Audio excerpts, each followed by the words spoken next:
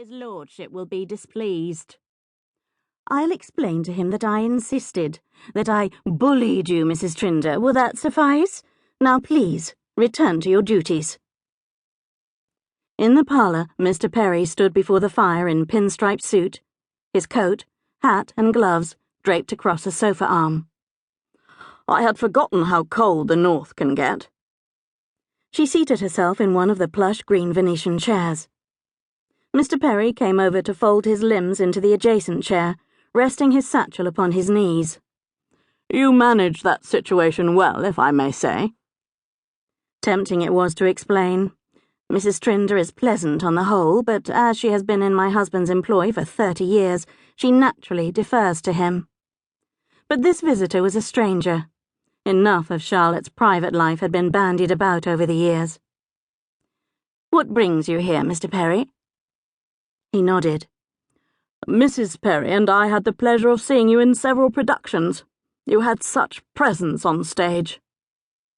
That raised in her no small suspicion. Was he a reporter? If so, she would show him the door, then apologize to Mrs. Trinder.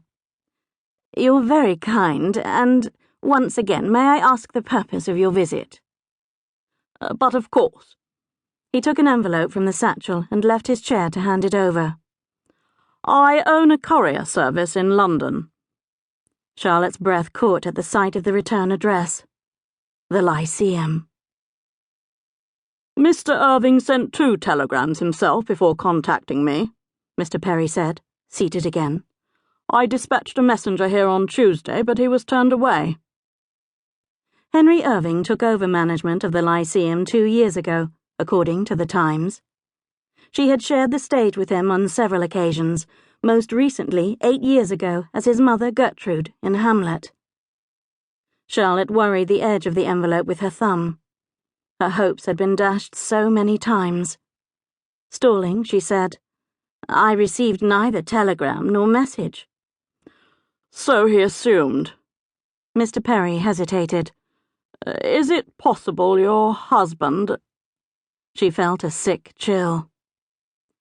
It is not only possible, but probable. I'm sorry to hear it.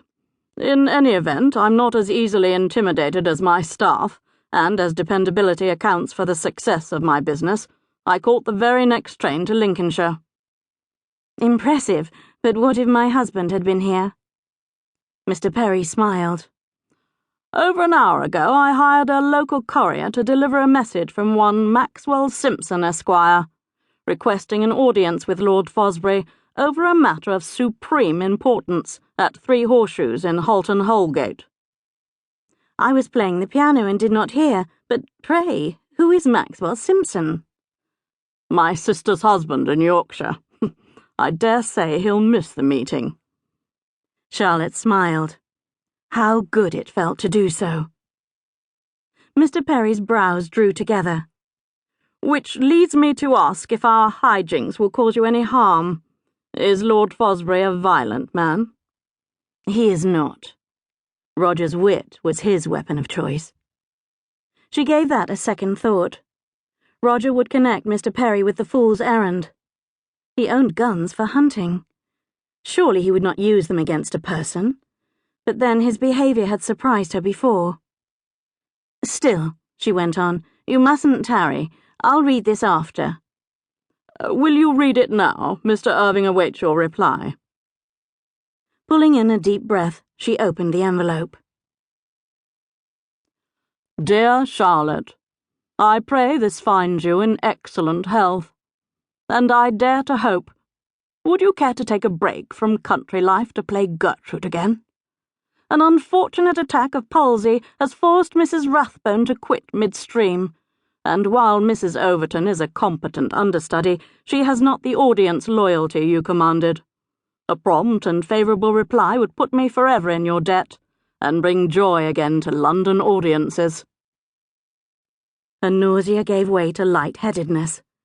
She had read in the Times weeks ago of the revival of Hamlet at the Lyceum, never daring even to dream she would be associated with it. He offers me a part. Mr. Perry smiled and withdrew more papers from the leather case.